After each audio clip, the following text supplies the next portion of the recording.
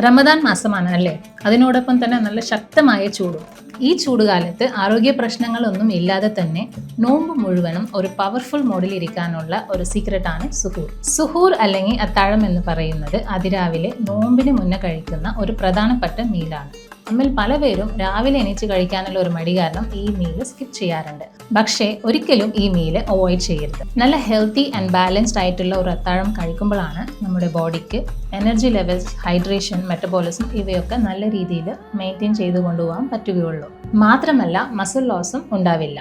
ഒരു perfect and balanced അത്താഴം എങ്ങനെ ഇരിക്കണം എന്നുള്ളത് ഞാനിപ്പോൾ പറഞ്ഞു തരാം. നമ്മുടെ ഫാസ്റ്റിംഗ് സ്മൂത്ത് ആക്കാനുള്ള ഫസ്റ്റ് പ്രയോറിറ്റി വെള്ളം തന്നെയാണ്.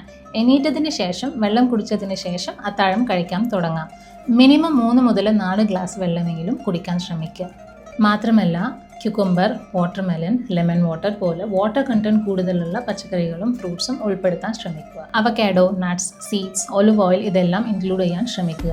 ഈ പറഞ്ഞ ഹെൽത്തി ഫാറ്റ്സ് എന്ന് പറയുന്നത് എനർജി ലെവൽസ് മെയിൻറ്റെയിൻ ചെയ്യാൻ മാത്രമല്ല ബ്രെയിനിൻ്റെ ഫോക്കസ് ആൻഡ് ഫംഗ്ഷൻ ഇംപ്രൂവൈസ് ചെയ്യാനും ഹെൽപ്പ് ചെയ്യും. മൂന്നാമത്തത് പ്രോട്ടീനാണ്. എഗ്സ്, ചിക്കൻ, ഫിഷ്, പയറുവർഗ്ഗങ്ങൾ, യോഗർട്ട്, പനീർ ഇതുപോലത്തെ എന്തെങ്കിലും ഒരു പ്രോട്ടീൻ സോഴ്സ് നിർബന്ധമായി നിങ്ങളുടെ പ്ലേറ്റിൽ ഇൻക്ലൂഡ് ചെയ്യാൻ ശ്രമിക്കുക.